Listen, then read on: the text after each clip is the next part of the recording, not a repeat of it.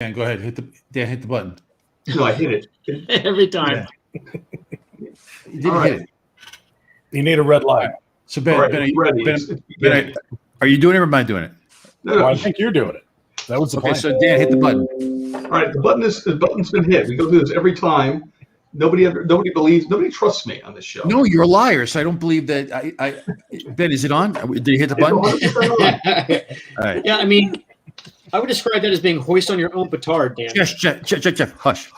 Sorry. This is the beginning. This is the intro, Jeff. Hey, hush. Hey there, boys and girls. How are you? Welcome to another wonderful episode of Drink and Draw. Now, before I introduce the cast and our guests to you, let's introduce the one and only, our MC. You know him, you love him. Some people love him more than well, you know. Our eye candy, Mr. Ben DeFeo. Wow. Greetings. That was some intro. I don't know how to follow that up. Thank you, Joe. You're welcome. And thank you, everyone, for joining us this evening. Here we are once again on a Thursday, not a Wednesday, a Thursday. Next week, Thursday. Next week, tune in on a Wednesday. Maybe someone will show up tonight and watch this on a Thursday, since Dan tweeted everything it was on a Wednesday. But regardless, tonight we have a great guest. We're really happy to welcome someone we've all known for a while, a good friend, very talented artist, very charming Miss Jill Thompson. Hey, fellas, how's it going? it's going great. Guys, I need to interject here really quickly because, you know, I love the sound of my own voice. Mm-hmm. I thought we had classed this show up like just to the umpteenth level when we had Alex Ross here. But then we announced that Jill's going to – this is a whole other level. We did take it up a notch. Yeah, I don't belong here. I really don't belong here. Yeah. So we actually took the Alex episode down because we're like, who needs it? Yeah. So Too classy. Yeah. Too much Chicago. well, I mean, you're like a real artist. My drawing table, really. My name covers up my art. That's not going to be good. Let's see. That's Dan's I'm gonna have to move this around some. Yeah. Dan, Now when we that's a started real this, artist Don't station. drop the as I said, when we started this, you didn't say there were going to be real artists on the show because I would have bowed out. I can't. Yeah. You know, It's this always is one way or the too other. crushing. Good news, That Jill. was just my boobs and the drawing. So Well- the glass of the show. Right? There you go. It's usually just Dave's head. It's usually Dave's boobs, actually, but you know. Yeah. Or the top of Dave's Okay, head. let me see if I can get both in. At least my chin, right? Something. Yeah. Maybe I should switch to a different. You could turn the names off, Dan. That could solve it. Yeah, Dan, can you move the names? I could probably remove them entirely. Let's see. Or Or move yeah, it up yeah. to the top. I think we all know each other by now. Yeah. how's that?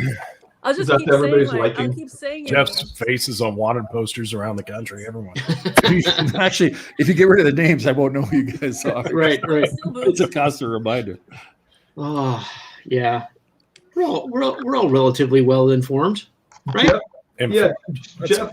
So, Well, Jeff, Jill's did you, doing that. Let's figure out what we're drinking here. 'Cause it is a drinking draw. Jeff, did So- you get your questions, Yeah. Jeff? I do. I have lots of questions, and I will bug Jill in a minute whenever she camera one. camera one. Jill, while Jill's straightening that out, we need to apologize because Jeff, you know, I mean, since we've had Jeff Lean down. to be the researcher for the show, people have found him in their hedges, in their backyard. He really digs in. So, Jill, if you Oh, I broke Hey, it. Jill, are you okay? I broke it. Oh. Show's over, folks. Thanks for Thank you coming. for joining us. See you next What's week. outside? I should have told you. Jill, that's okay. Jeff is right by the back door. He's gonna come in. In a Yeah. second. All right, here, everyone can watch Dave paint while Yeah, that's Joe it. fixes Camera one. Switch over to something else. There you go. All right. So I am Dave. What are you painting there? What are you doing? Okay, there we go. I am painting Scary Godmother. You Oh, are? Woo! So am I. what are the odds? I am also going to do a scary godmother. I asked the interwebs, hey, you guys, what should I draw? And like crickets. So, and then of Oh. course I started to get people telling me what they wanted after I already drew the thing that I was going to draw. God, Perfect. That's what happens to us. Um, All right, push my camera back so I see what I'm doing. All right, you ready? Oh, this is interesting. All right, what's going on? how's that? Cool. Perfect.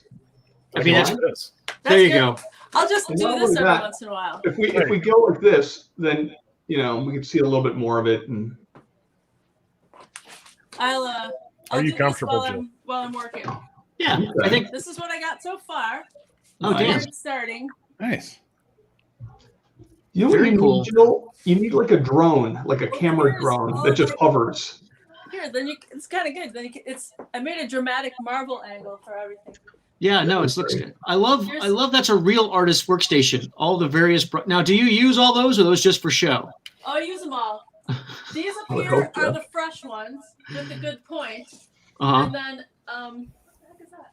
And then everything here is degrees of Abused. elderliness as far as brushes go. Right. And Mhm. so I use them for different things. Like the bigger ones obviously are for doing large washes, Yeah. and the flat ones. But then I've got some that are worn down, so I fill in things with them. And I do all my outlining with stuff that's up here. I have to replace I go through brushes really quickly because the paper I use is kind of a tooth to it. It's not completely a cold press, like a really rough one, but it is a cold press. So Is that ring that you're wearing? Does that have magic powers? yes, both of them do. Excellent. This one, if I punch you in the forehead, it'll kill you. That one is from Sedona. A And vortex this plane one will heal creates you. like a mystical vortex. Nice. Yeah. Where white women like me will wear like Native American fringy jackets and sell you dream catcher by the side of the road. I'm actually saying that is something I might do in the future. There's money in dream catchers. Yeah. Yes. Just okay. There's good money in dream catchers. What There's do you also got there? money Is that just killing people a with a shot to the forehead? But, right? It's a fin What fang. are you film drinking there, back Jill? there. Nice. Wine. It looks like some delicious wine. Yes, I'm drinking some delicious. Oh God, what is it? A Red Patik. stuff. It's the very kind of goth-looking label. That's a blend of grapes, so it's jammy and delicious. Wait till you see Jeff's strange brew. What's Jeff done? Jeff's got an incredible logo on his Viking Blood. Ooh. I've been very much into meads lately, which is a strange thing. It's a very white guy thing to say. Yeah. I made my first mead two summers ago. I made dandelion mead, Oh, and then Yum. I made it's called something different if you don't make it out of honey. I made one with maple syrup yum. for the autumn, and I really like Fantastic. that too. It was delicious. Well, I mean, as much as I want to talk about your art, we could just talk about mead for a while. we Yeah. could. Yeah. But that would probably not be interesting. I have a lot of side projects that I'm like, a lot of hobbies that I do that have nothing to do with art, but a lot to do with creating. So Well, that was actually one of the things I wanted to really talk to you about. Like, I know that you used to train at Second City, right? yes. Do you think that and so you have you always been a theater person along with your art, or is that something you discovered after? I was a real dorky kid in school.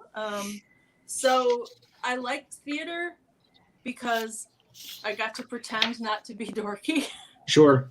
And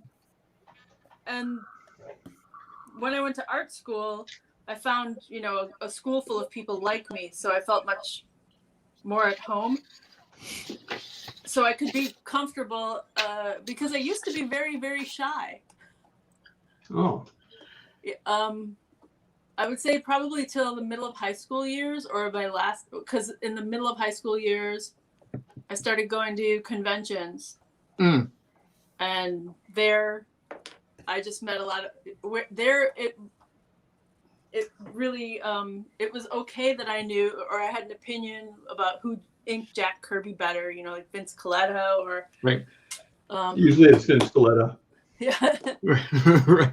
So you started going to conventions in high school. Were you trying to actively find comic book work? Was that always a goal? Yes, actually. I knew from a very early age that I wanted to draw comics. And from about that. My first convention was 13. I went when I was 13, and my dad just dropped me off in a downtown Chicago hotel ballroom with technically a bunch of 40-year-old men. That's excellent. Well, That'll actually, make he didn't anyone go to want the to turn very into a first comic book one. artist. He went to the first one with me, and I think he thought, okay, I'll take her to this. And then when I was done, it would be like, all right, I did that thing, and now I can go back to doing whatever else it is that I want to do on a Saturday. And unfortunately, I left there. I think I had spent my babysitting money on I remember exactly what it was, a John Buscema Conan portfolio. Fantastic. And it was in like a tiny ballroom at the Americana Congress Hotel on Michigan Avenue in Chicago. And, the ballroom smelled like, old comic books and in the 1980s, I guess. Right. So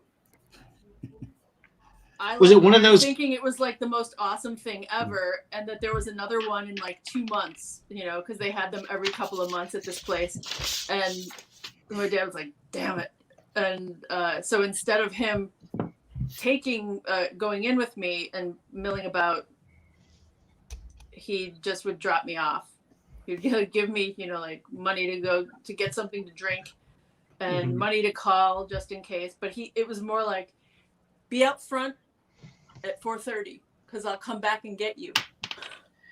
Do you remember the name of the convention? Was it a Creation Con? No, it was. I did go to some Creation Cons. No, it was just like Chicago Minicon is what I remember it being called. I love those old cons from the 80s that were small and you could actually meet and talk to people. There was a very similar kind of con in the Bay Area at the Hyatt called the Creation Con, and that's where I first met real artists and I met Arthur Adams back then and Mike Mignola back then. They're all Bay Area guys, and got to see actual art being made. It was a huge influence. It made a lot of difference. Well, Jeff, what happened? You're not allowed back there. Yeah. Well, sometimes if you get into the chocolate sauce, they remember that. Yeah. Well, John Byrne was local at the time, and he was my favorite artist. And that's actually how I ended up knowing that this thing was happening. I went to a teeny tiny comic book shop. Actually, it was a guy who was like 19 years old. He rented the corner of a shoe repair shop to start selling comics in. And it was Rick's One Stop Comics. And he still has that shop. Not that one, but he still has Rick's One Stop Comics. He's just moved into being an actual comic book shop in Oak Park, Illinois. And he had a art contest in his little shop. And I won by doing, I think he still has this horrible artwork I did of Elektra. And cool. He's got this great Chicago guy accent, right? So I remember checking out, buying my comics. Like my routine when I was a kid was, if I had any money from babysitting or doing chores or whatever, I would, take that with me. I would go to the sandwich shop that was next door or down the block from the comic book store. So I knew I would have enough money for my lunch. Then I would go in, buy whatever back issue comic I was looking for or new comic that Rick had, and pedal home and eat, whatever deli sandwich while reading comics, drawing, and watching Svengoolie. That sounds like a good childhood. It was. And so one time when I'm checking out for comics, Rick's like, "Hey Jill, that artist guy you like, he's gonna be down at that minicon." What's the minicon? He goes, "Yeah, John Byrne, that guy you like. Yeah, it's downtown at the Americana Congress Hotel." And he's got like a little, Xerox flyer on his cash register. I was like staring at it like, what is this world he's talking about? And convinced my father to take me there. and I mean, You I think really they liked let you in, annoying like, him. it like cost like $5 or less, or maybe even $1, and your ticket was like one of those tickets from a carnival. Right. And they had like a lockbox. It was just some guy standing at the door, like giving those tickets to people as they came in. And right by the front door at a card table was John Byrne and drawing pictures As for advertised. people. And he had a stack of original X-Men art. Oh my God. his, in front of him, plus whatever else it was that he was drawing. And of course, I had no money at all, so I think he was probably selling sketches for like $25, and it was just Oh my God. $22 more than I had. And I was like, and I would just stand by the crowd of dudes that were getting sketches from him and just watch him draw in awe. Do you remember what he was selling X-Men pages for back then? I think everything was like, it's like $25, Oh, geez. something Yeah. like that. In the Different times. 90s, John Byrne would sell his pages. This is like at the height of like Jim Lee's X-Men. He would sell his pages for $189 each. Why No matter that what number? the page That's was. a very specific number, Dan. Yeah, I had Yeah, no matter what the comic, it was an expensive one, like, or one that was a big hit, or one that was, not. It didn't matter. That was the price. That's so weird. all I want. Wait. Time out. Do we actually believe this story from Dan? No, this is actually true, Joe. I don't believe it. Jill, Because he wants to make change. Jill, Dan is a notorious liar. But he would Does have this to have make the change. What was that? You just heard he sold them for pennies. Why wouldn't you believe me? It's the History? $100. Yeah. If you had said $100, I'd believe you. Yeah, it's But just too 89? specific. That's a pain to make change. That's a dead giveaway. Yeah. So, Jill, you knew you wanted to do comics from a very early age. What was your first comic? Whoa, that's a little personal. I mean, yeah, it is. You don't have to answer that, Jill. Don't be. Jeff tries this with everybody. She still has it. Whoa. Oh, no. Hold on. I also have a stack of things back here that are precariously balanced. Oh dear. My Jughead. Oh, nice. It was Archie. As far as first comic book, my first comic anything that I liked was Peanuts. I was going to say, I read an interview with you that you did with the Chicago Tribune about Wonder Woman. Yeah. And you talked about Peanuts being sort of your first comic love. That was my first comic love. My first attempt of drawing. Like my mom had I just kind of fell in love with comics and Snoopy and the way that you read them, I guess. I mean, because I know at the time I really didn't much understand what comics was all about. But I would get those little pocket books where they had all of the compilations of Peanut strips. Right. And that was like finding gold whenever I would get something like that, because I didn't have to wait to read something in the newspaper. And more often than not, you'd find them at like a secondhand bookstore or a thrift store or something like that. So they smelled good, like rotting paper. And so that was my first love. And I knew that I wanted, and I would just constantly, I told my mom when I grew up I was going to draw Snoopy. And she told me that if I wanted to draw, the reason I get to see that comic is because somebody already draws him. So if I wanted to, to draw something, I had to draw my own, which I then did, but it was a dog that looked just like Snoopy. So. Well, eventually you wound up drawing the Godmother character, the Scoopy. Is there a line from that kind of cartooniness to what you do with Godmother? Scary Godmother is like I draw her the way I draw her.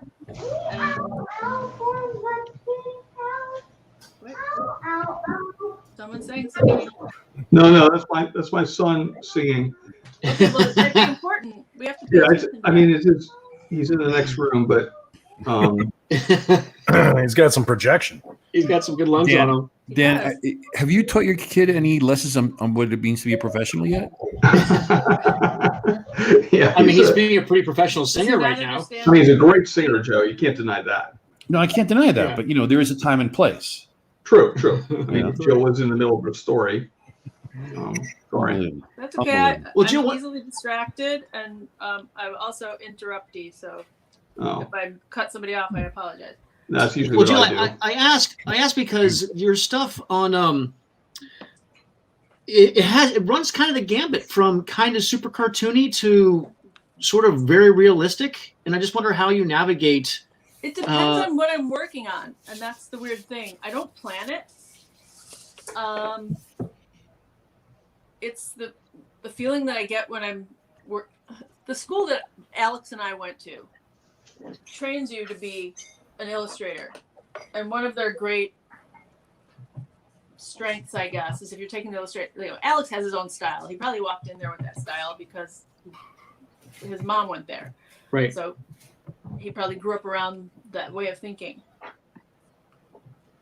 and he can just do anything. So Yeah, he's kind of a show off. That was like my takeaway from the whole experience. I'm like, this guy's a bit of a show. I mean, he's a nice guy, but I was like, I've had enough of him.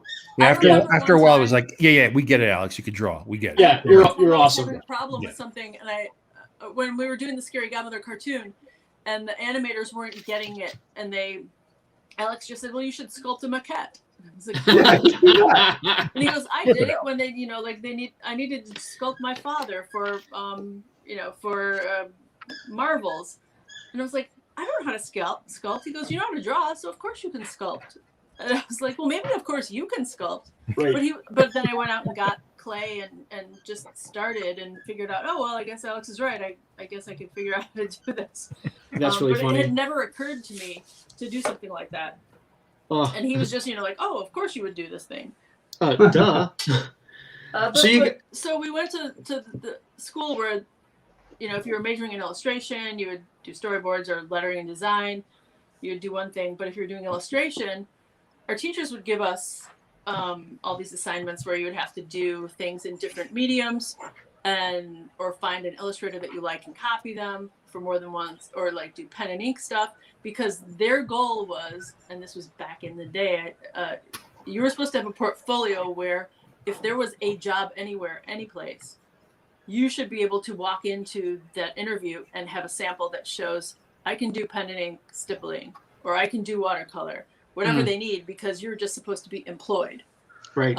Unless you had a style that people would come and ask for, the majority of people were, That's kind of smart. just like that. freelancers. It's like get that money, draw those soup cans for the newspaper ad, but also do this beautiful illustration for the magazine story, Right. and whatever else it is that you may have been interested in. So I didn't realize that I was doing that until Karen Berger asked me to do the Sandman, the manga for Vertigo, like the mangas that the Death at Death's Door one. And then because when manga first hit, I guess people were saying, don't Vertigo do some manga?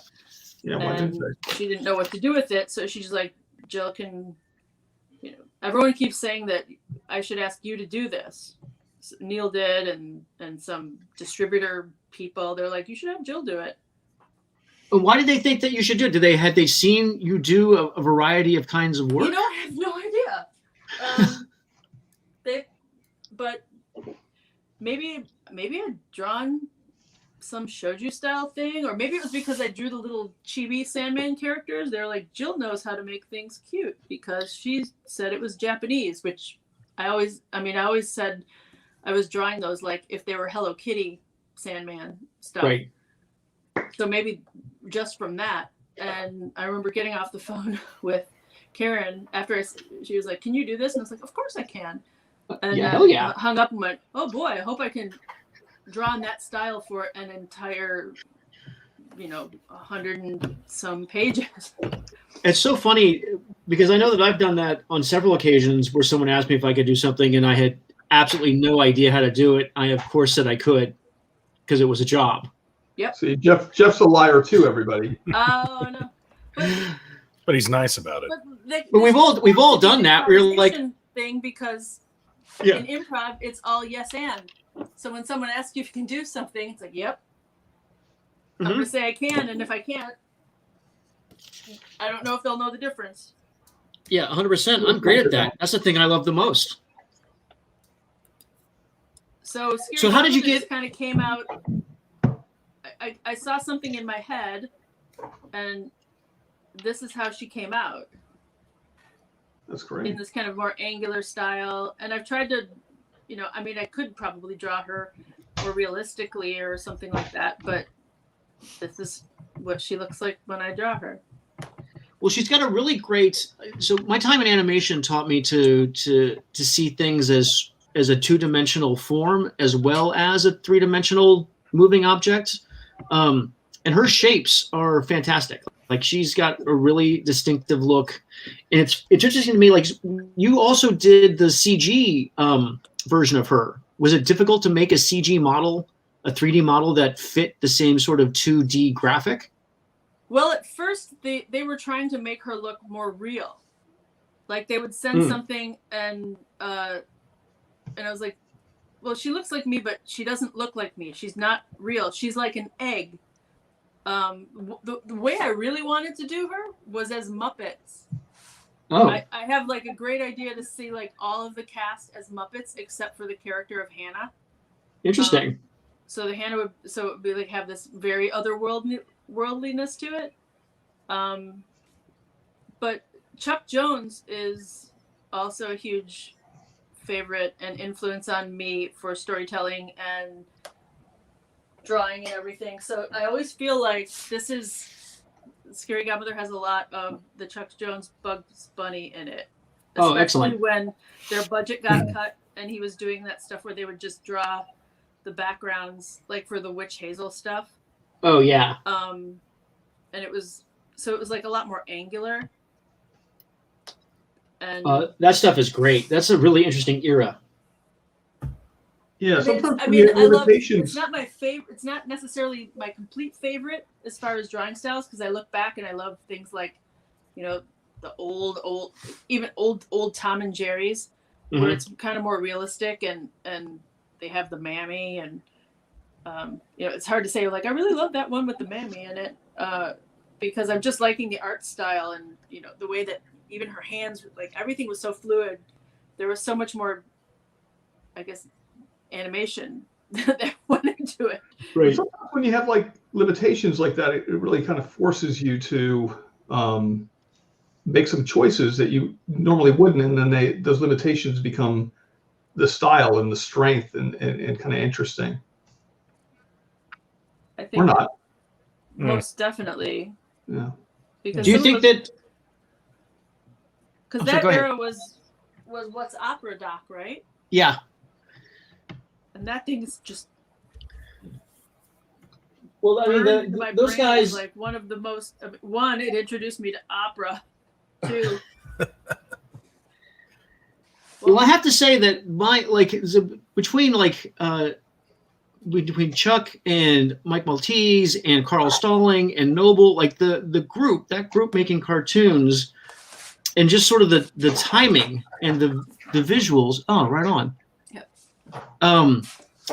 I think affected the way I tell a story only because that's the pinnacle of storytelling for me. There's like a good. I remember the one of my all-time favorites is the when Daffy Duck is Sherlock Holmes. Yeah. Like there's just the combinations of backgrounds and writing and the acting. The timing is so pure and perfect that I always want to try and replicate that in anything. Anytime I'm telling a story or telling a joke. Yeah, interesting. Scott Morse I was doing a talk with him about storytelling, and he was talking about working under, oh darn it, now I forget the guy's name. but he had all of this like reference and showed like how and why everything was done in those cartoons. And it was fairly eye-opening. I remember once listening to a talk that Chuck Jones gave, and he was discussing the when the coyote falls off the cliff, and that he had it down to how many frames it was when you stopped seeing him, and then he was still falling until when you saw the puff of smoke. Wow. Like he worked it out to the very frame that was what was the funniest timing for that particular gag. Really? Yeah.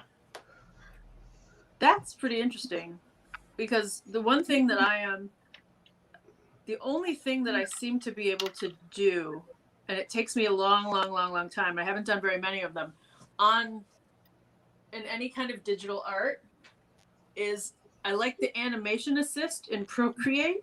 Oh, yeah. Because it's mostly still just drawing. Granted, I haven't taken to it the way Doug Mankey has. Oh my God, Doug Mankey's. What the hell? That Instagram of Doug's, and it just seems like, how does he have time to do comic book work when he's putting out these amazing little animations? I was just fiddling around with this at lunchtime on my wife's iPad, and then he's got, like the Joker on a motorcycle or whatever. The Hulk, like having a temper tantrum. Yeah. It was crazy. And I remember, it's like if I can get like a 4-second loop out of something I do, I was like, oh, look at me. And sometimes I'll stay up all night doing that. I was like, let me just try this for a little bit. And I'll be like, oh, it's 5:30. I should go to bed. And it's like, and I got like 3 seconds. It keeps going around and around. And then I'll post it, be all happy. And then Doug will have, like Batman running, and then, change of an angle, and he's zooming, and there's a whole cityscape behind him. And I was like, what? So. Have you tried Toon Boom? What? Again? Have you tried the animation of the storyboard program Toon Boom? No. I've heard of it. It's I can tell you. We'll talk separately. I can tell you all about it. It makes that stuff super, super easy. It's what I use when it's the standard for the industry doing storyboards. In all kinds of on Batman or Spider-Man or whatever animation. It's very easy. Okay. Well, but you have to draw it, right? Yes, you do have to draw it. There's. yeah, that's the rub. And I watch a lot of Procreate demos where I'm pretty positive that the people that are using it don't know how to draw at all. Yet they're making these things that are gorgeous renderings of stuff. And I was like, how do you know what to use? How do you know what this? They're like, read the manual, Jill, and you'll be able to figure it out. But instructions are for losers. Yeah, especially when you're used to. More people that are just like, oh, mess around with it. It just took me, it took me like a day to figure it out, and I was like, how did you figure out what all of those brush things mean, or what the word even means, and why would I adjust this because I don't even know what it's supposed to do? And they're like, oh, just give it a whirl. And I'm like, so I found with the animation one, I was like, oh, I can draw something, then I can duplicate it, and then I can adjust that one and make it different so I don't have to redraw it all the time. Oh, okay, I get that part. But anything that's a little bit more complex than that, I haven't figured out yet. It's tough to stay on top of the changing technologies if you are an analog artist. Well, speak for yourself. Does anybody else have this problem? I mean, I'm guessing I feel like I'm one of the only people that doesn't understand it. And I don't even try. Struggling to. I don't know. I kind of enjoy figuring this stuff out, because every time you do, you're like, you can apply that to, your other artwork. So it kind of, it's like cross training in a way, like in sports, it really kind of helps to do those things, and then you find oh, I didn't think I'd ever use some of that stuff to figure draw, or I thought it would change my style, or there's a lot of excuses people have to, why they don't want to do life drawing. They're like, well, I cartoon, I have to, that's my bread and butter. And it's like, well, no, the best animators like Chuck Jones and these people, and especially even beyond that, some of the top Disney guys, Like they Keen. would go to, they're going to go to the zoo to learn how these animals move and how they lay, and that's all part of the storytelling and acting. And I don't know, I think it's the same for learning new tools. So Jill, do you work in any of the digital programs, or is this just a Procreate thing, or is this Procreate the only No, one? it's just Procreate. I don't work digitally at all. Okay. Yeah, because I work, I work in Photoshop and I work in SketchUp. Photoshop is a mystery. I mean, sorry, Sketchbook. And then I tried Procreate. I got frustrated because oh man, I got to learn another sort of system, another series of shortcuts and things. So I just don't have the patience for it. And then there's Clip Studio, which I know. I also have that. I have a lot. I have all of them on this iPad. Yeah, I mean, I've had Clip Studio for years, and I haven't really used it because it has I know it's got everything that I need in one. It combines Photoshop and everything else that I've worked with, but I'd like to say, oh my God, to learn another interface, and then also, because it's really a Japanese program. When you do look up some of the guides and stuff, some of the stuff is in broken English or a little tough to understand, and it just adds. I'm sure it's not that frustrating, but when you put it all together with the fact that I got two programs that I work on and I could just start really quickly, I just sit there and go, so someday when I'm not working on something that I'm making money on, I'll take the time to learn another thing. Well, I'm really worried that whatever side of my brain that's not engaging for that is going to cause me to be left behind, and I don't want to be left behind. That's kind of how I feel. I don't want to be. Dan, we should talk. Yeah, it's already happened. No, but Jill, but here's the thing: the fact that you can acknowledge that means you're not going to be, right? Because it just means that at some point, if you really, if for whatever reason you yourself feel like you're falling behind, and technology can be a big boost, you're just going to hunker down and do it. But there's no need for you to right now, right? Because you're successful doing what you do. I know a lot of artists and know a lot of artists who are just like, nope, I'm not going to go anywhere near that. I mean, do you remember when digital lettering took over from hand lettering? Yes. But there were some letterers that were like, nope, I'm never going to learn that. I'm not. And now That's they're the out of other a thing job. I want to learn. I've got my own font. And they're out of a job. But so eventually there comes a point where either when the technology, and again, I mean, technology is not taking over analog art. It's just an addition to it, But if it ever did, the fact that you could acknowledge oh my God, I hope I'm not left behind, it just means that you can make that shift. I don't think I would ever. I'm never going to choose one or the other, but I really want to be able to do digital stuff. What I'm saying is that you're not offended by the digital stuff. It's not like oh, that's not real art. You know what I mean? And when I hear that, I'm like, okay, it's going to run you over at the end of the day. Yeah, I mean, I like horses, and I like carriages and buggies, and I also like the Model T, and I like cars and whatever's coming afterwards. Right. I mean, everything changes. Yeah. Horses didn't go away. They don't have as many jobs as they used to. Yeah. True. But you mentioned something about people saying that, I'm not going to do life drawing because it's going to change my style. That people think that, and I hear, I have had to tell either people who want me to look at their portfolio or students that I've had, they think that there can be a shortcut for some things. I mean, I'm constantly pointing out tangents and design flaws and stuff to my students who post things that they're doing in Procreate that look really beautiful. And I was like, this looks really good. I can tell you did this, that, and the other thing. You have some mistakes. Would you like me to point them out for you? And some of them People do, like and some that. of them don't. I'm so tired of seeing perspective, quote unquote perspective, that's done just because it has straight lines. Mhm. And Right. it's like, just because the lines are straight doesn't mean that that drawing is right. And that perspective isn't straight lines going to that one vanishing point. It's the correct vanishing point and the correct perspective with straight lines. Well, And- always the story has to always be served. Like, what's the point of that drawing, and how does it fit?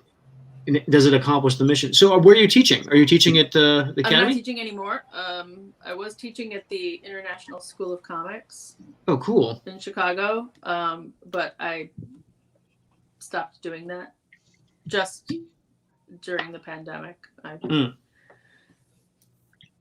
It was kind of too tough, and there weren't a lot of students. I still talk to all the students that I have had in the past. In fact, one of my students is one of the people that's always helping me with Procreate.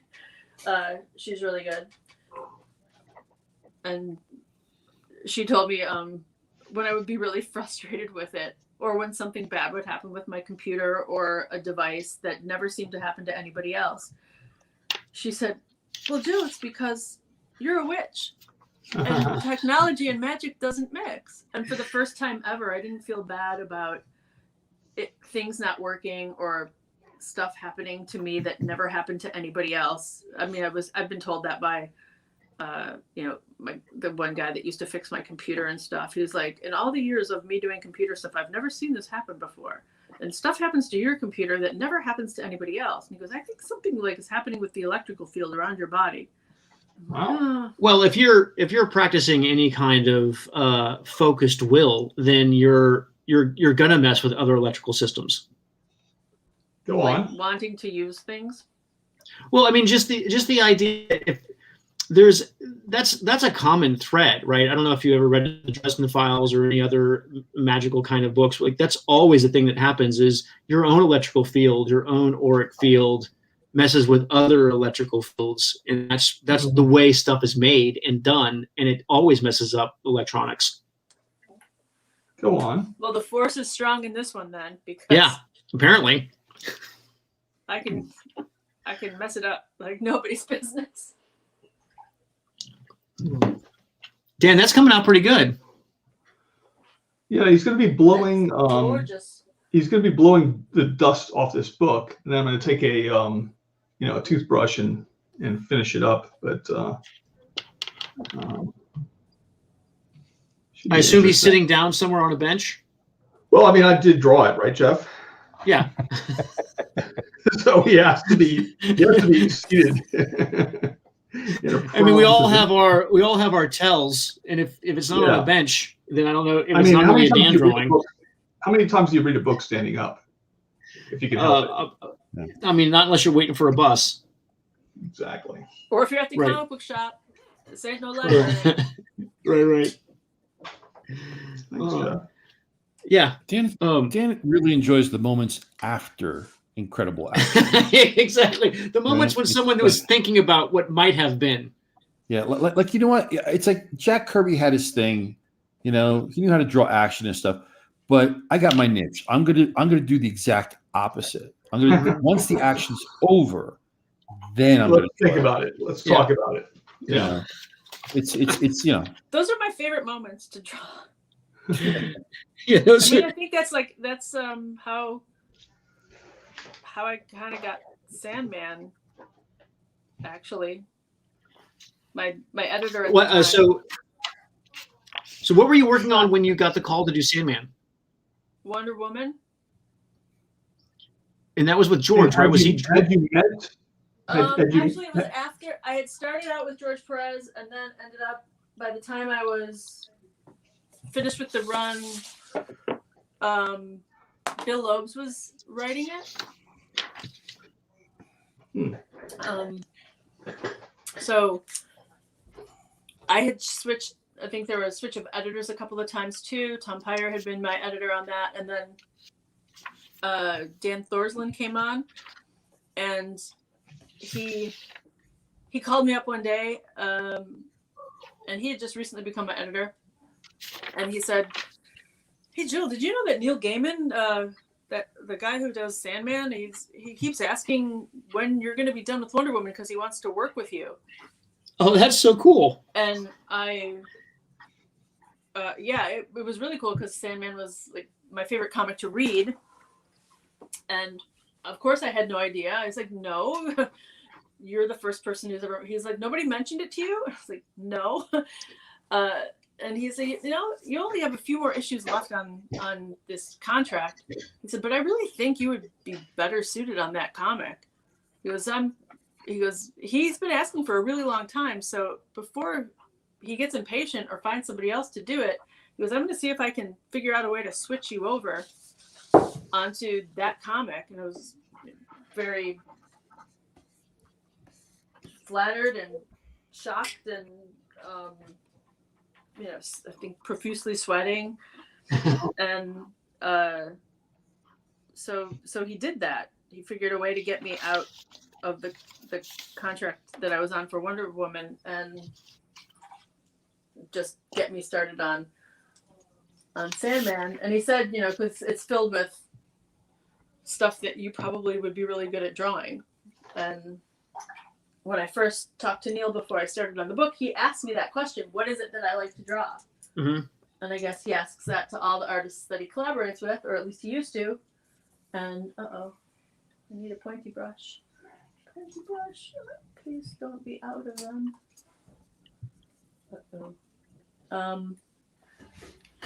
And I like drawing expression, and I like to make the characters act. And I said I pretty much like drawing anything except the underside of cars and hitting someone in the face with a car so you see the underside of it. No one likes that. That's super hard. But some people are really good at that, and it make you like. There's nothing that Yannick Paquette draws that it looks like he even had a problem with. That is true. It's true.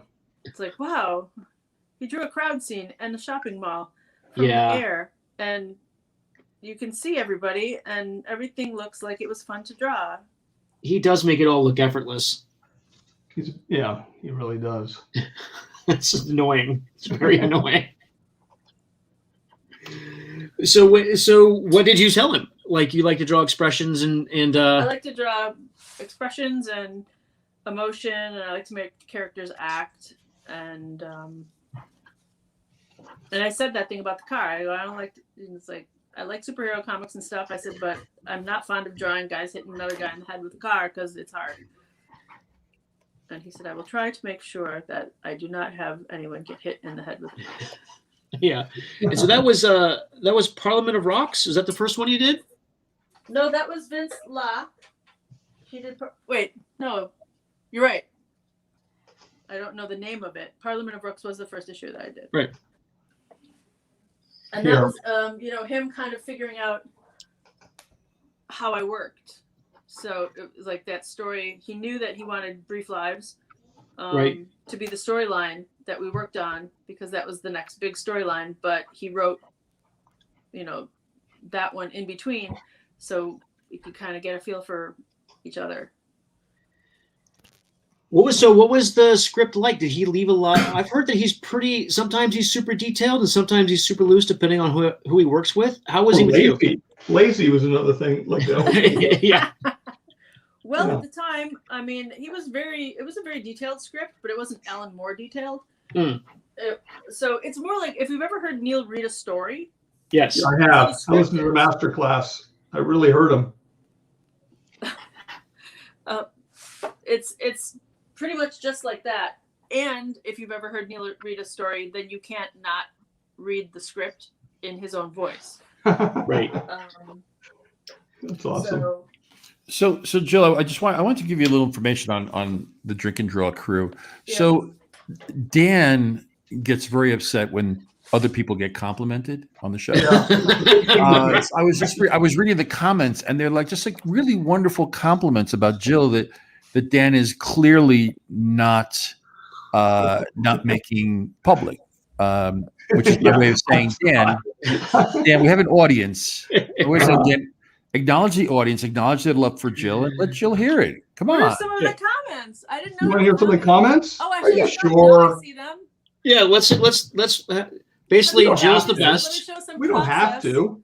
because I am doing. Oh, look! I can see me up in the teeny corner over there.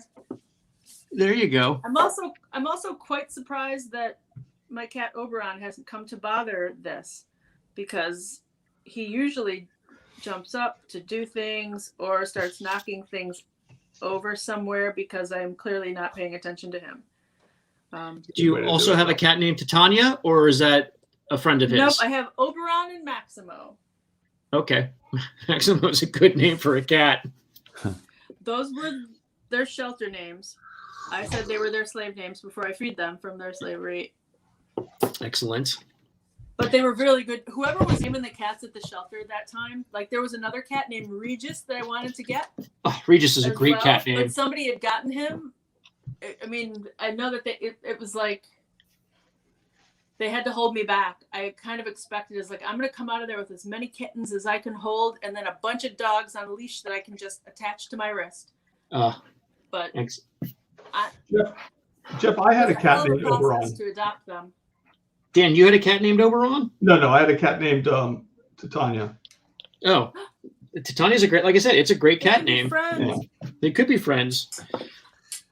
You know, Dan, that's really interesting. So back He's to pretty Jill. jealous. I was gonna say, so Jill, you mentioned earlier that you have a lot of hobbies that might not be art related, but are creativity related. Do you? Or murder related.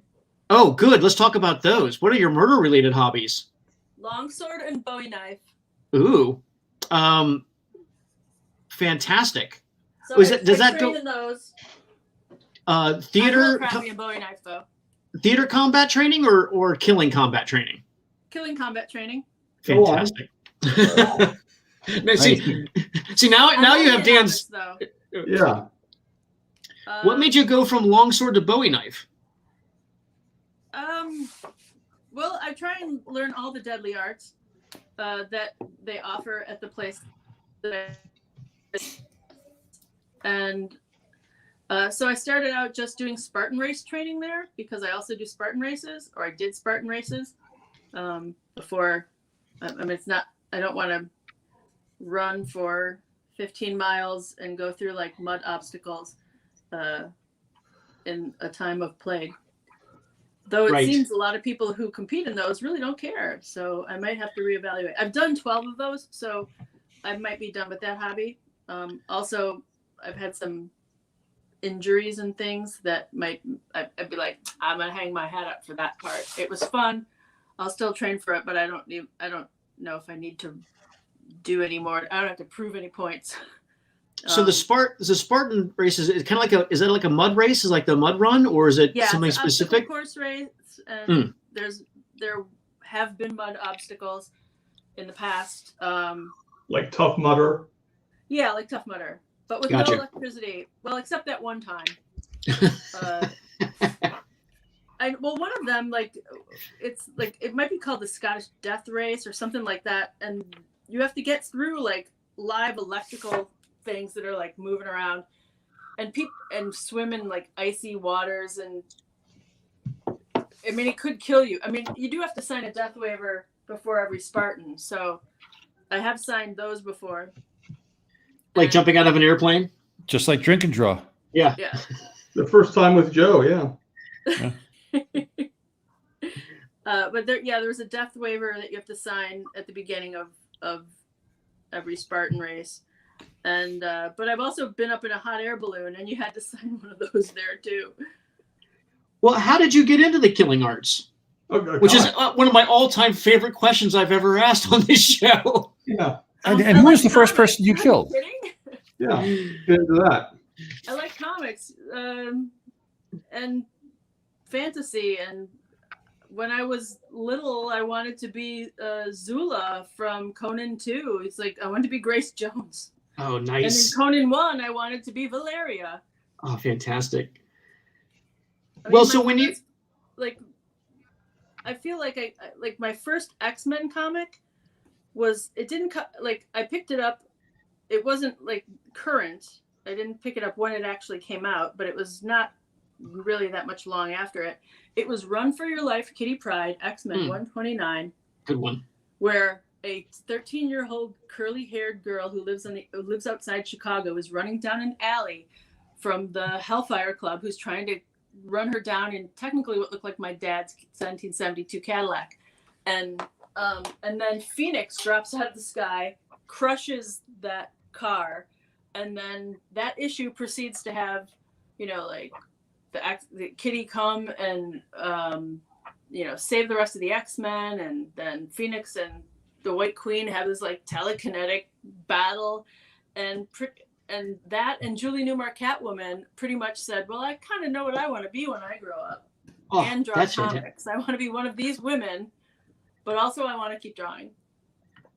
That's amazing. That's great. I think that's my history. Like, not the Julie Newmar, because I could never fit into that suit, but I definitely wanted to be an action star, and I wanted to be Conan as a kid. When I was younger, I wanted to be a stuntman, but I realized I have a very low pain threshold. Yeah, so I decided to go with comics. Yeah. All of that. It's just emotional pain. Right. That I have a very stretch, yeah. I could have been a stunt guy.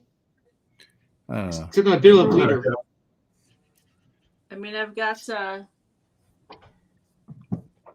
Let's go. What were some of the things, like when you guys decided that you wanted to draw comics? What made you decide you wanted to do that? Conan. Yeah. For sure. John Buscema Conan? Or just Conan like novels? John Buscema Conan, inked by Tony DeZugno. For me, nobody can see the John Buscema influence in my work, but I list John Buscema as like one of the most influential people as far as like me wanting to draw comics or my favorite artists. And so Jill, once you became professional, and even a very, very well known and lauded professional, did you ever actually get to meet Byrne and sit with him and chat at all? I met Byrne when I was 13, and I haven't talked to him since. Wow. Okay. Well, no, that's not true. I did see him at 2 conventions afterwards. I saw him at a convention, Mid-Ohio Con. Right. Like 90. But I'm saying, so as peers, you never really had a conversation or a session where you were like picking his brains and saying, hey, No, not picking his brain. He was mad at me once. Whoa. I told the story online back when, like I had a computer that had kind of like the War Games looking screen, whatever super old computer, Mac computer that was. Here's the little green beeping like digital DOS thing. And I was on a message board, and I was talking about the story when I first met him, which to me is a very heartwarming story. Sure. Because I had been standing with my sketchbook all day, watching him draw and be in awe of him. And in fact, I remember I've drawn a sketch for the fan that was asking him for the Vampirella, that the pervy Vampirella drawing that the guy wanted. Mm-hmm. Like the guy wanted, like Vampirella, but he wanted her, like as if she had suspenders on, to have moved that top away. Oh.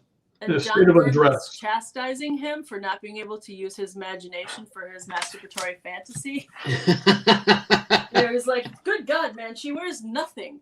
But I was really young, and all I knew was that the man asked John Byrne to draw something for him, and he yelled at him. Right. So he scared me. And you told that story.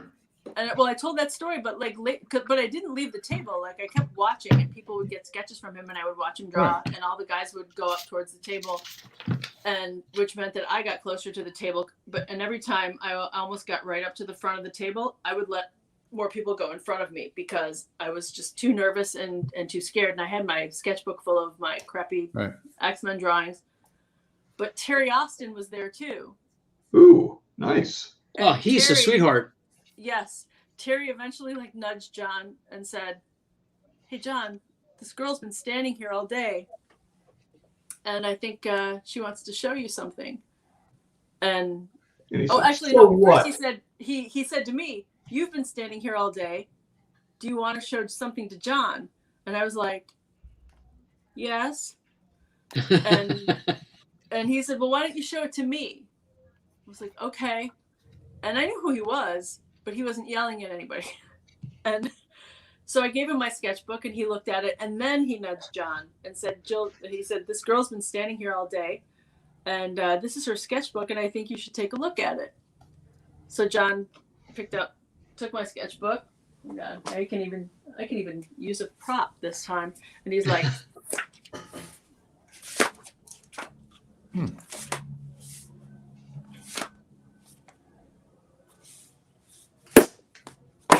"I think we should break her fingers."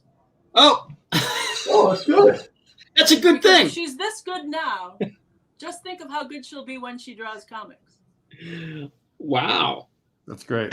So I don't understand how John Byrne got upset with this story. Wait, I mean, I don't either, but because I was typing it on the internet, right? And he just said, the way people jump to conclusions. He said, people on the internet, you can say 2 + 2, and they will say 5 instead of 4 or something like that. I've noticed that. But I don't even remember how I got home or anything after that moment. I don't even remember taking my sketchbook back. All I know is that John Byrne didn't say if I draw comics. He said when I draw comics. Wow. That's fantastic. So to me, that meant that I was good enough eventually. Yeah. And all of my rejection letters that I got from Marvel after that, tons and tons of them, did anybody else get a rejection letter from Marvel that had the Spidey letterhead that was like the 4 Yes. letters? Oh yeah, hell yeah. Oh, yeah. And then, like, all the things that you needed to learn how to draw if you wanted to be a member of the Mighty Marvel Bullpen, like people and animals and cars and perspective and pretty much they just checked the box off. And I felt like all of mine always had all the boxes checked off. So Yeah, I always and wondered then I didn't who look at was his sending failure. those I looked things. at it as like, I know the guy. It was Len Kaminsky. Really? Oh, was It was Len Kaminsky. Yeah. He was the submissions editor back then. Mm-hmm. Yeah. Well, he was whatever he sent back to me, and I know he sent back well more than one of those things. All I ever thought was like, well, once I get my way through that list, each time it comes back, one day I'm going to have all of the things, there'll be nothing checked off, and they'll just call me up and want me to work for them. And That's such an amazing way to interpret that letter. I mean, that's just in and of itself, that's really impressive to be like, I'm a very good student. I like school. So to me, it was like, well, they're telling me the recipe of how I'm going to be able to work for them because I know I'll be able to learn. I just don't know how to do it yet. Right. I just have to keep getting better. The right attitude. Yep. yeah, I find that super impressive. I mean, I just think that's being able to take what is essentially a letter of like rejection and see it as a path yours, forward. kid. Yeah, right. But as a path forward, that's really impressive. But they had to I'm pretty positive they had to understand when they got the pen drawings on a piece of loose leaf notebook paper that they were dealing with. They were dealing with a child, and do not be too harsh to this person. So where's the Spidey logo? Where's the one with the Spider-Man on it? Get that one out for the person. It's so funny the hoops that you jump through when you're younger to try and get into comics. Well, And hey, folks, I got to apologize. I have to bail though. I have to. What's wrong? It's been a day. I got a bunch of stuff to catch up on. Jill, this has been fantastic. Thank you so much. Is there something it was Jill great said? seeing you and talking to you. So, All right, buddy, take care. bye guys. Take care. Bye. there's Bye. their real work to do. Joe That's doesn't awesome. like Len Kaminsky. He never has. It could be too much John Byrne talk here. Well, it's really funny to me because that John Byrne story is one of the nicest John Byrne stories I've ever heard. Yeah, it's Well, if certainly I better than ever mine. If I ever get rich and I do play the lottery with thinking about this in mind. You would think I would win just because it's a nonsensical thing to do with money. Sure. I mean, I know most of the time I'll be like, well, I would do a lot of good with this money, but I should lead, to the universe with, I would just spend it on John Byrne X-Men art, and then maybe the universe will let me win the lottery. Well, I mean, you just have to frame it correctly is all. Oh my gosh, I would sleep with it. Yeah, there you go. I love it so much. So apart from your killing arts, what other side hobby creativity things do you do that influence your work? I like to make food. I like to bake. I like to cook. I like to try and make,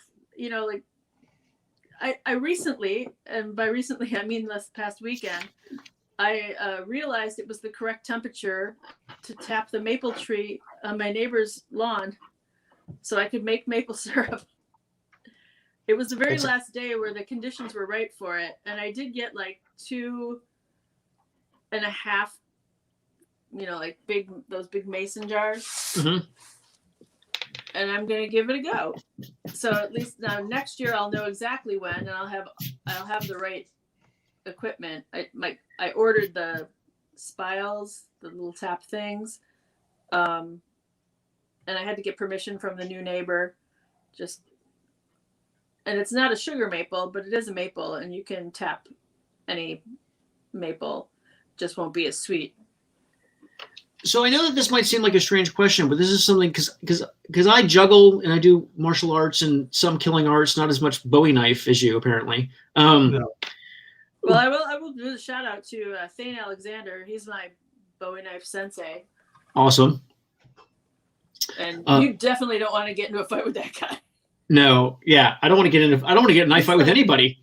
He's like Bruce Lee fast. That's the thing. And it's kind of just awe-inspiring to watch him, or to get smacked in so many places by him with like the practice knife. Do you have the electric? Not even moving. Suddenly, just like dunk, dunk, dunk, dunk, dunk, get stabbed in the forehead, stabbed all over the place. You're like, it's like I'm not even moving, is it? He's like, pretty much. Like, pretty much. Do you practice with the electric shock ones? Oh have my you done God. That? Oh yeah, there's some of the knives I work with. Sometimes there's a very low level like buzz, little like tiny little shock that you can get. We might have to get some of those for the class. They're super cool. Right, they're super cool.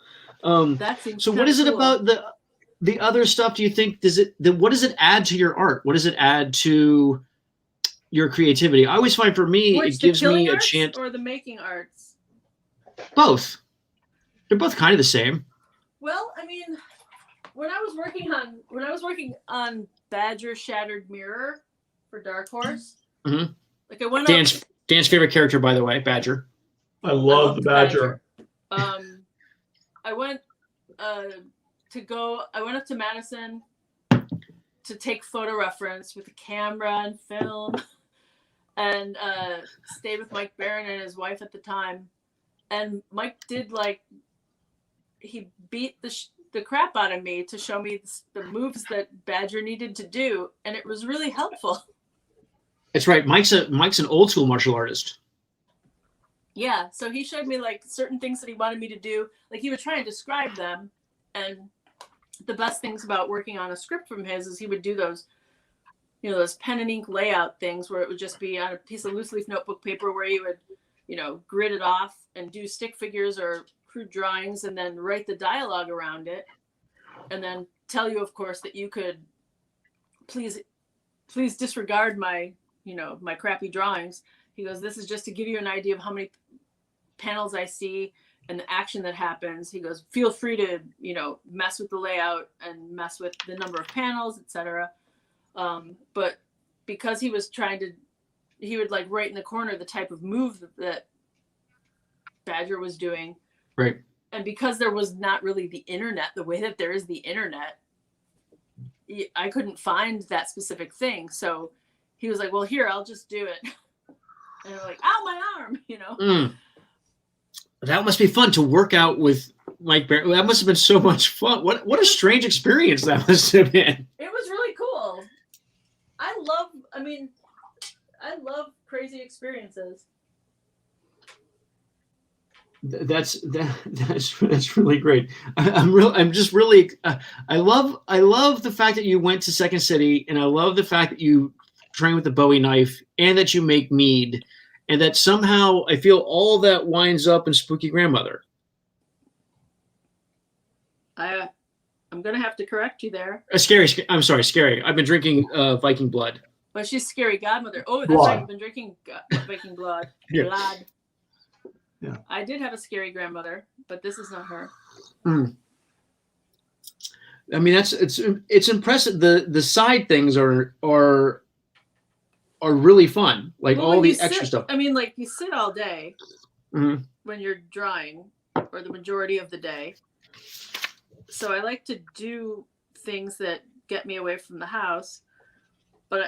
And now I really haven't done those things. I mean, I still have been practicing longsword kind of in the house, but you have to be really careful how you do Yeah. it. Especially when you have a cat. Right. Dan, you're a bit of a longsword fan. I have a long sword. I mean, I have a claymore. everybody's studio, we're comic book artists, so we all have to have the prerequisite, like we have art books and comics and a lot of toys and animals and bones and fake weapons, right? I mean, Pretty much. That's pretty much the house. I really find how similar all comic artists are to be kind of fascinating. Like we all have the same crap in our house, and we all love the same stuff. What do you think you would become if you hadn't become a comic artist? I have no idea, because that was never an option for me. I had no plan B. It was, I am going to be this thing, and I've been doing it most of my life, so I can't stop because I don't know how to do anything else.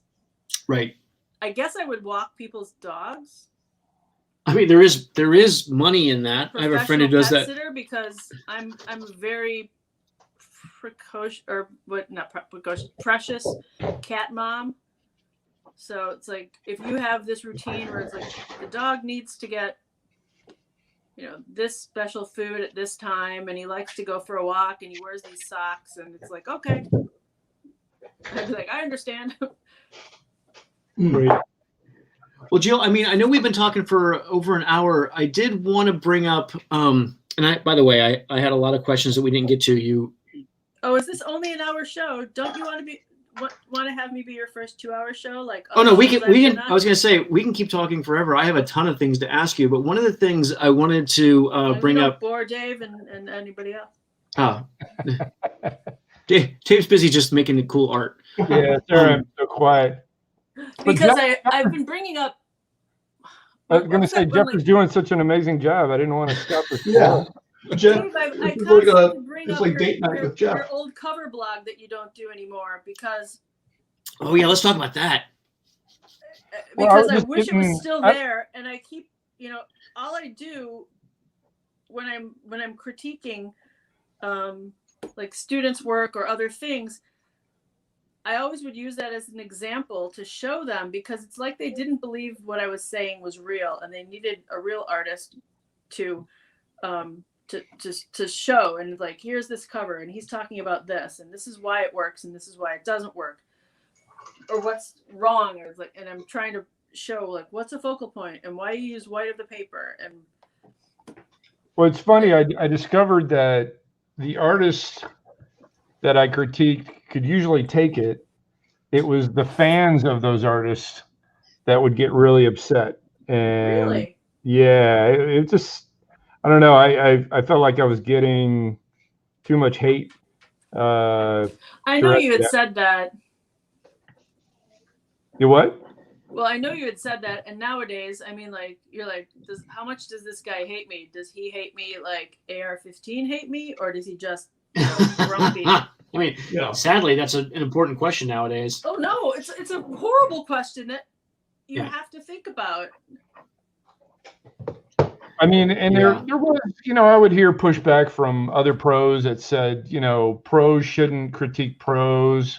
And I'm like, Well, who else would you rather be critiqued by? You know, Yeah, somebody who you know doesn't. what you're doing. Yeah. Yeah.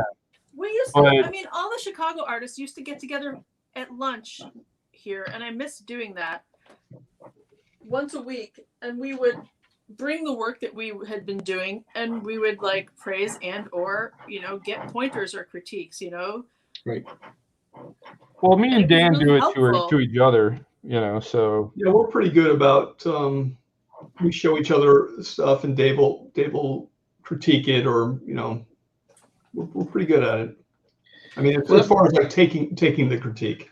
Yeah, I mean that's one of the best things about Drink and Draw is that you could see what someone else was doing, and then also you could check in with your fellow artist and be like, "Oh, this is not working. What am I doing wrong here?" yeah. Oh I my mean, gosh, that I miss. Yeah. I always considered myself pretty bulletproof when it came to critiques, but I just had to come to realize that not everybody feels the same way about being critiqued. So I don't know. I mean, if you can catch, if someone else catches, I mean, I have gone crazy on myself when I didn't catch a tangent. Right. And like, I'm like, okay, no one's going to notice this if I don't point it out. Don't point it out. Don't point it out online. Don't point it out. Especially since you're the one that's always bitching about them, Jill. Well, I mean, the mechanics of drawing are, no matter what style you're using, they're always the same. Like the fundamentals don't change.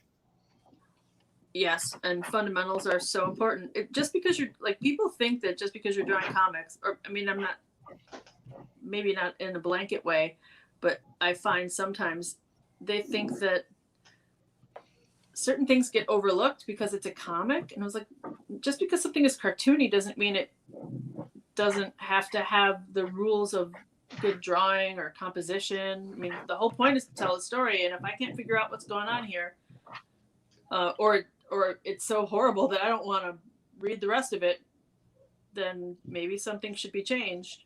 You mean like how a character who is known for holding a bow and arrow and the guy doesn't know how to draw a bow and arrow? Oh, Right. could be. Could be. I Well, got Jill, so much crap from that. so one of the things I wanted to have on this episode, which I thought would be fun, I know that you've done a bunch of modeling and that you use a fair amount of, as you've been photo reference for a lot of guys, and I wanted to ask you if you use photo reference yourself. A lot. You've been photo reference for a lot of guys. You've been photo reference for a lot of guys. Well, I know that. Yeah, Jesus. No. I mean that because you've been a model for yourself. You've been a model for Alex Ross and P. Craig Russell. Yeah. And I wanted to talk to you about. Yeah, I wanted to talk to you. No, right. That's almost you. I wanted to talk to you about life drawing and using photo reference in your own work and how that influences you. What the fundamentals and the basics are of that, and like how your stuff, even though it's cartoony a lot of times, has the underdrawing. It has the fundamental understanding of figure drawing. And I know that you get that a lot from figure drawing. And so I thought that it would be fun to show. Here's Jeff. Right. By the way, Bill. Hey, Jeff, why are you clothed? Don't you subscribe to the Bill Sienkiewicz? Oh my Yeah. God. School of Sometimes. Rock? I Oh, there love you it. go. Okay. What the hell? There you go, I Jeff. did not take the... A lot of male nipple. Right. I wanted to share some funny photo reference that I know Dan is showing just me. He's not showing himself. Ben is in control here. Ben, show the Dan ones. There you go. That's Wow. Oh, that's awesome. That's my sword for a Conan thing. also good at broadsword. It's a pink broom handle. Right. Yeah. Well, that's a photo Jeff took back in the 90s. With a Polaroid. Look at that camo tank top. That's choice. Look at that deltoid. Yeah. It's a serious deltoid. Next day. Whoa. Oh, I don't know if Joe wants to call shown, but This all is why right. Joe had to leave. that's probably what Yeah, Joe had yeah, to he leave. didn't want to see this. I don't know, that black bar is a little big. Yeah, well, Oh, no, man, Bill Sienkiewicz that's would have one made that character I bar. have to draw. Yeah. I haven't drawn Galactus. I have to draw some of those characters. Is This there is a my Marvel favorite character book. that Oh yeah, that's a great one. Is there Jill, a Marvel this is character, my- Jill, you want to draw? Jill, Oh. this is my favorite photo of Jeff and I. We had already been in the business about 2 years. Yell You're baby. babies. You're just babies. I like how you have a hover hand. Yeah, Well, what's up with that? That's on his What? hand. That's not Yeah, a leave it commitment in. of friendship, Dan. Right. Jeff's leaning in for some loving. That's Listen, we're right. pals. That's not our first beer. We don't know where that other hand is.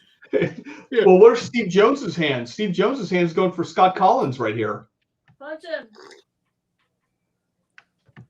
Wow. This is Yeah, pretty good. Greg Russell's got some crazy pictures of me. There was one time we had taken all these pictures for one of his opera opuses, and then he couldn't find them. So he drove all the way back. He drove all the way to Chicago and had me redo all of them. And when he got back home, he found them all. Classic. So he has double pictures, but I mean, yeah, I don't have access to the photos that he has. He's put them in a couple of his books about how he draws, but yeah, there's one where I think it's me in my bra, and then this guy David and I think another guy are these evil goblins, and they're supposed to be, like dragging me to hell or something like that. And it's like, I think I forget where we were. We were like in Columbus. It may have been after or during like a Mid-Ohio con or something like that, because we were all there. So it looks just really sketchy because it's like in a hotel room. Yeah. Everyone's going to be questioning. That's one of the things I find really. Someone finds them later in life. It's like, what? Why do you have? Well, that's just it. Like, what? When 100 years from now, when someone finds a box of my Polaroids, they're gonna be like, "What was going on? This doesn't make any sense." All these half-naked people, like, pointing at the camera and screaming and yelling at each other. It just doesn't make any sense. Holding weird things, like, or doing stuff like this for like energy and Doctor Strange fingers and stuff. Exactly. I always find. I think we all have probably, back when they used to sell replica guns at Walmart, like squirt guns and stuff that looked like real weapons. Well, Jeff clearly has it here. Yeah. Listen, a squirt gun goes a long way. My photo reference would be a little different. Yeah. What would it be? Well, I would have a gun. Dave, yes, true. Buy that from you, Yeah. Have an actual gun. I would have the actual gun. So, Jill, you've done a lot of stuff in mainstream comics and your own comics. You've done TV. You've done live stage theater. I mean, you did The Scary Godmother was a play. Did you? Yep. So you've worked in all these different mediums. Is there a way that do you have a system for crossing over, or how do you approach a comic versus a CG animated movie as opposed to a live action theater play? Like, how do you do, because you write and draw so much, like how do you approach those different mediums? I need to write and draw some more, but it went from comic to play to TV, and it was mostly just like, how do I fit this thing that I did into this constraint? It's usually everything is dictated by what you can't do.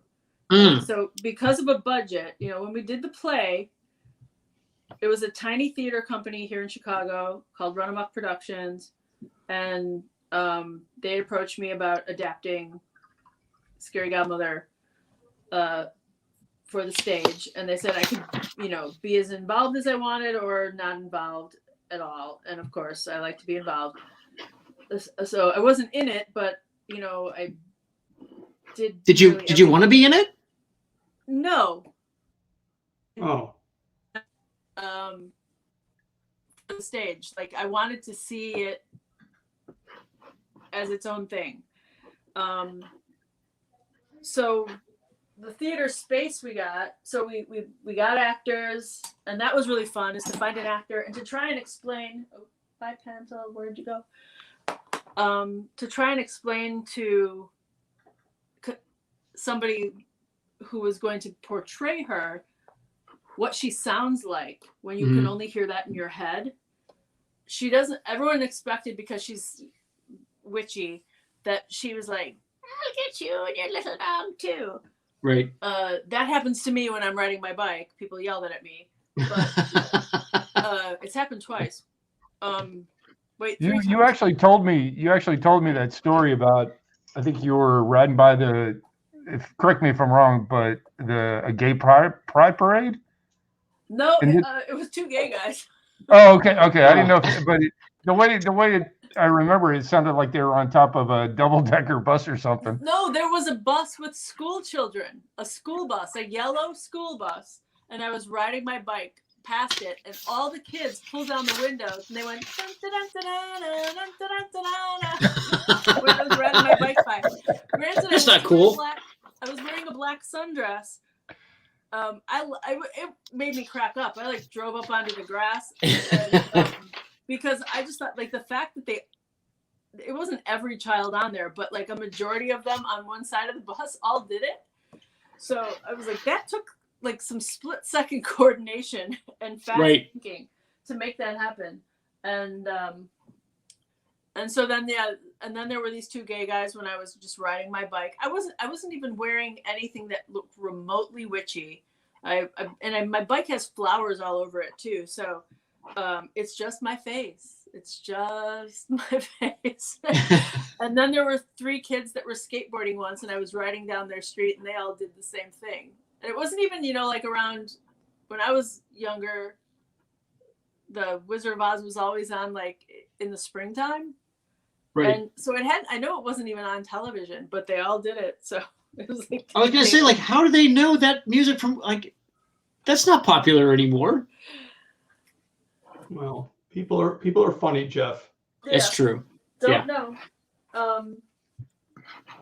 But so when we did the stage play, we found a theater, and it was just like it was the Athenaeum Theater, which has a main stage and then a tiny theater. And we, of course, were able to rent the tiny theater. And so it was based, what we could do in that play was based on the fact that it was just a one room. So we had to build things that could be turned around. We couldn't leave that area. Mm-hmm. So everything became one set that had like pieces that we could turn around, that it could go from being the human world to the fright side where scary Godmother lives. And I painted things a la Chuck Jones on the wall that was like furniture that we didn't have. And I painted rugs and weird things on the floor. And then we built one small area that had steps. So it was the door that they came in and out. And then we had a curtain that led to technically what was the dressing room for the actors. And that was the door to the basement. So the guy that was playing Bugaboo would go in and out of there. Mm-hmm. And then when we ended up adapting that play to TV, the budget, there was no budget, because when the animation studio started to produce it, it didn't have a buyer. So it was just them using money they could get from grants in Canada, which turned out to be about $800,000 US. Mm-hmm. And so we were limited by what the budget could use. So we had to adapt the play, but we couldn't have a lot of scenes because those cost, or a lot of sets because those cost money. So we ended up doing almost the exact same thing with that show that we had to do in the play. We turned the one main set that we made from the spook house. So we had the outside of the spook house with a little kind of graveyard. And then we had the one place that everything happened. And what they did was they wrapped the set and the chairs and the other things that they made in regular spooky, a regular like spook house stuff where it was like kind of draped in in cloth and looked dark and everything. And then when we went to the Fright side, it was just fully rendered as the Scary Godmother's house. So it was the exact same thing. And it saved, I don't know, I guess hundreds of thousands of dollars. And then I also painted and drew stuff that they used in places, which also saved them money. And as far as learning how to write a screenplay, it was again like when they were like, well, they hired me and the guy who had done the play with me, the director of the play, Heath Corson, who actually writes comics now. He's hilarious. They hired us to do the screenplay, and it was just like, well, I guess I better get a screenplay program and start formatting the play into this, and figure out how the bits that we did on stage would work if we did it in this format, and we did.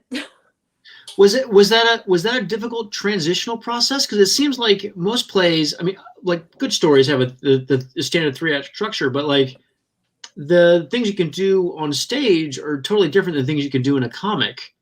Did you have a hard time translating that? Not really, because we had already picked and chosen the things from the comic. It was like it was the origin, the first book that I did, plus bringing characters that I had created later on in like second and third books and other comics for her. So we brought that in. Ben, stop showing that. I'm sorry. Yeah, Ben keeps bugaboo, right? Okay. No, not that one.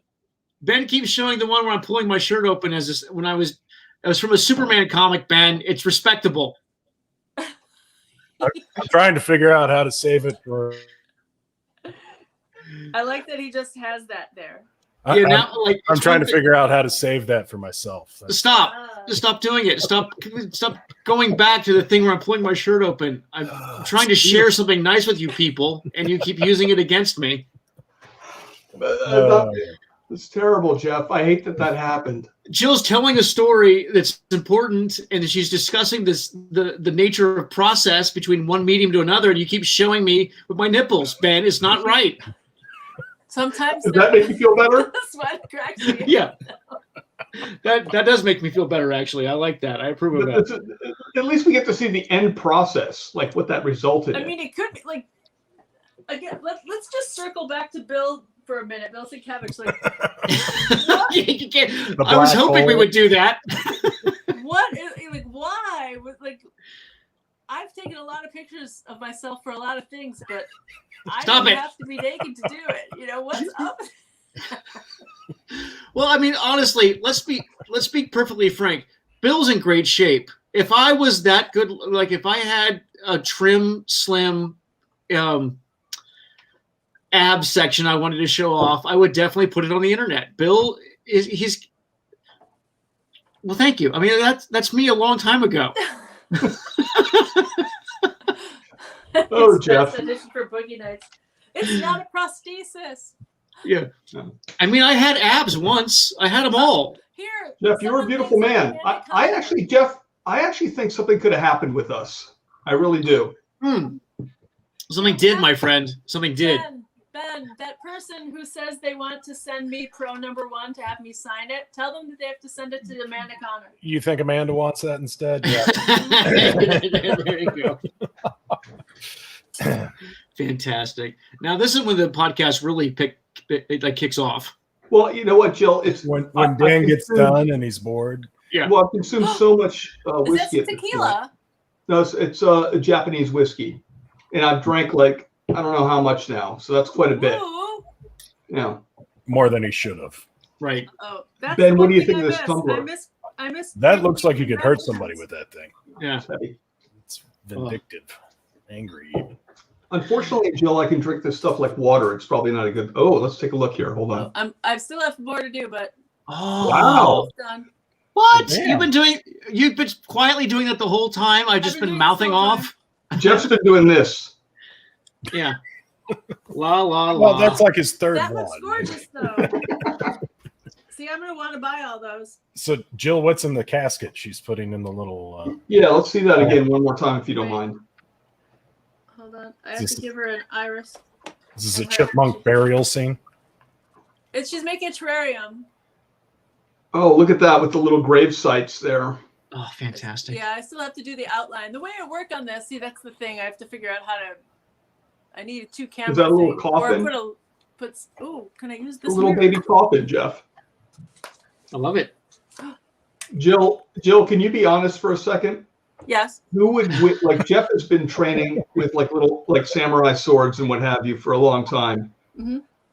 Jeff with a samurai sword versus you with a long sword and Bowie knife at your side. Wait, she gets. Wait. No, I don't. No, Jeff, work with me here.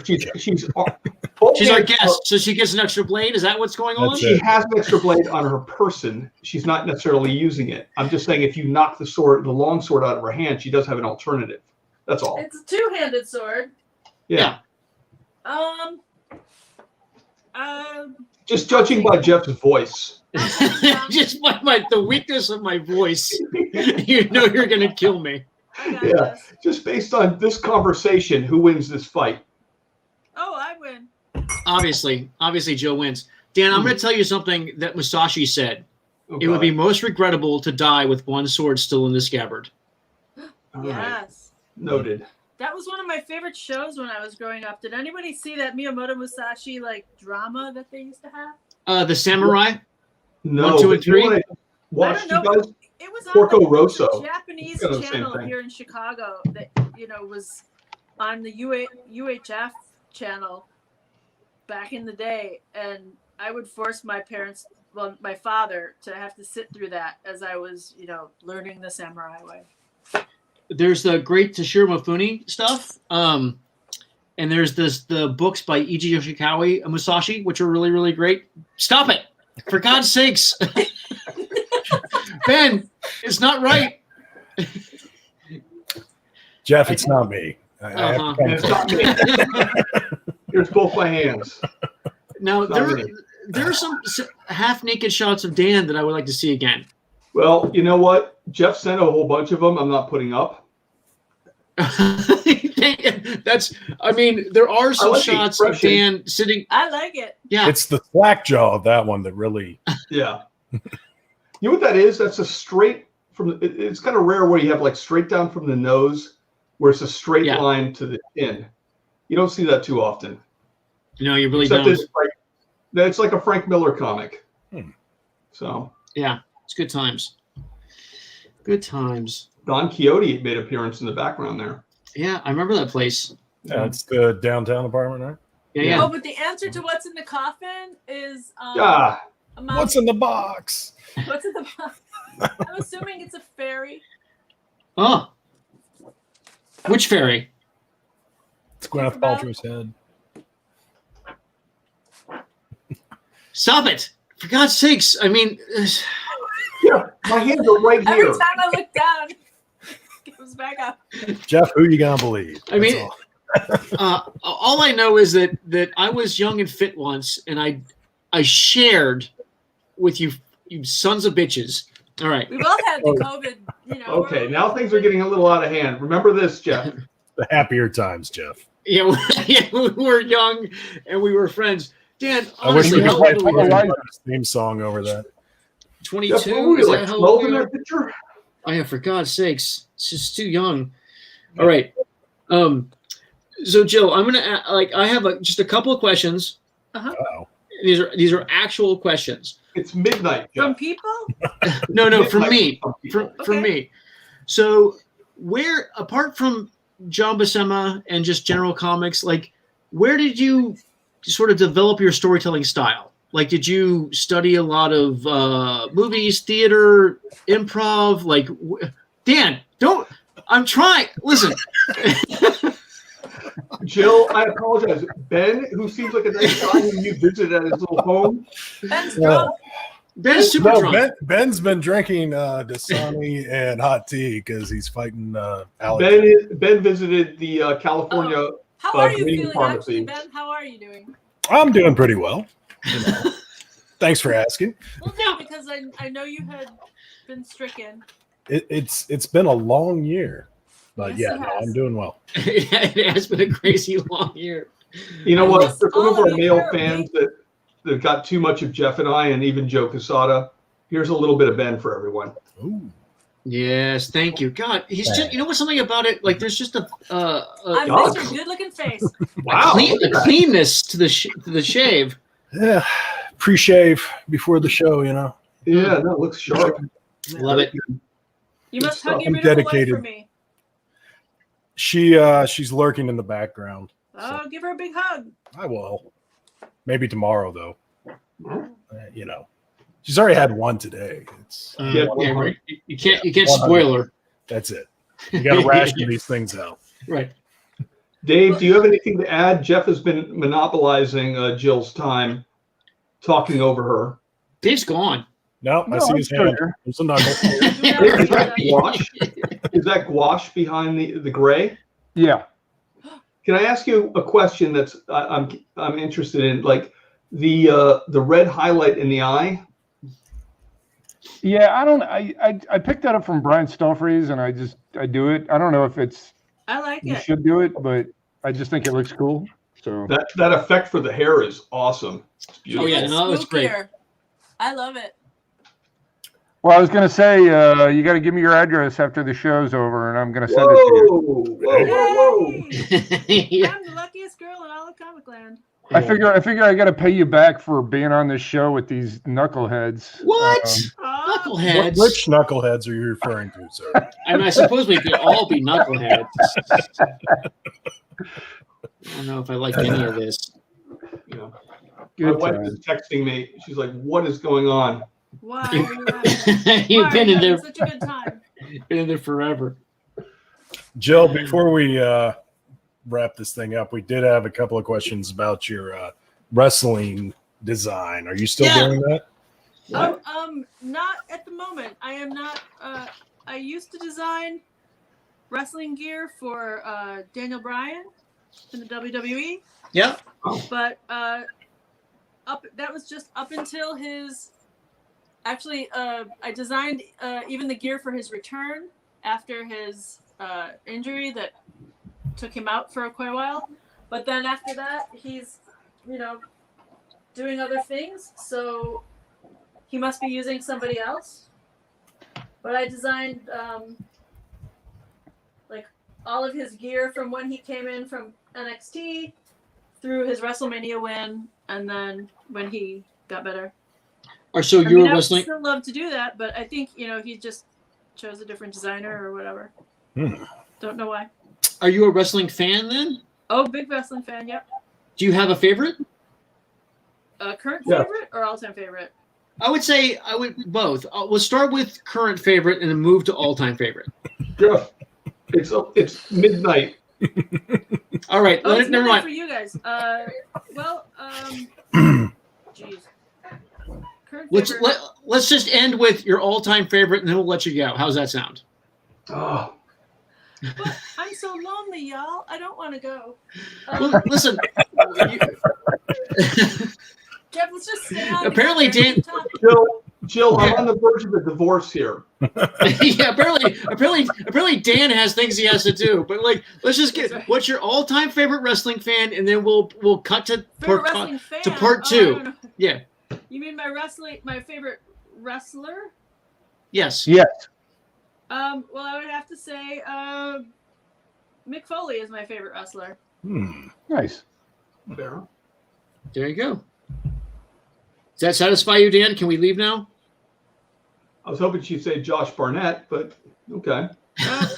I mean, I love a lot. I mean, I have a lot of love for a lot of wrestlers, but I mean, the way that. Now, are you talking Mick Foley with the sock on his Jackson hand? Promos, and I love all the Mankind's promos, and then of course you can't beat the Hell in the Cell with the Undertaker. I couldn't believe it. I thought he was dead, and he always comes back and does amazing things. And he's such a great human being. So He does seem like a nice I guy. don't know if Jill knows all these wrestlers. I know a lot of wrestlers. I think Jill knows a lot. Yeah, I think she knows a lot more than you. Well, most people do, Jeff. Let's be serious here for I mean, a that's second. fair. I mean, that's really fair. I mean, I'm a little out of the loop right now as far as watching and stuff. I like I'm liking a lot of the female wrestlers that they've got in WWE right now. So it's a lot of new people who I'm not like super familiar with because I just haven't really had a chance to watch in a while. I think Dan's labor boss just entered the room. That's it. All right. I think so. When am I going to be done? There you go. Oh yeah, there you All go. right, let's That's end with beautiful. that gorgeousness right there. Wow, we're going to end right now, honey. Jeff's thing got is about amazing. 6 more questions. He No, wants to know- I'm just gonna send Jill I'm just gonna write a letter. Have me Jeff, back. there's a Just thing send called me down. Facebook Messenger. Yeah, we Yeah. can't have her back. You know. Yeah. Yeah, let's do this again. So let's go ahead and end it tonight because Dan's got stuff he has to do, and we all have Well, things don't, we have hey, to. Jeff, Jill, don't you have Jill, chorizo to make? Yeah, what happened to your Don't I have chorizo that you cheesecake? usually use? By the way, Jill, typically Jeff like bows out at like 6:50, like 10 Right. minutes till like we're out. And then tonight he's on fire. Yeah, we're going well, 40-minute Jeff normally. I'm Next telling you, time, I'll come back 5 times. You will? Five times. And Perfect. Then everyone can take the lead, and we can all have a chat. I think that's fair. I think that's totally fair. Sounds Yeah. fun. Yeah. Jill, All it's right. been a pleasure. My marriage has been destroyed thanks to you and Jeff. But we thank you nevertheless. I didn't hear any screaming. There must not be any blood. No, it's not that bad No, yet. my wife is happy we're leaving. Yeah. She's leaving. It's a celebration for her. For me, I'm just going to be like crying and drinking orange juice. You know, Are they going to leave the dog? All right. I'll take the dog. No. I'll be alone. I'll have There's the that goat. for you. So Well, let's do this all again. Thank you so much for coming on, Jill. This has been amazing. It's been really wonderful to talk to you. I can't wait to have I'll part post 2. this on Instagram so everyone can see like the details of it. Excellent. all right, hang around. Excellent. Very cool. Thanks, Jill. All right, thanks everyone. We'll see you.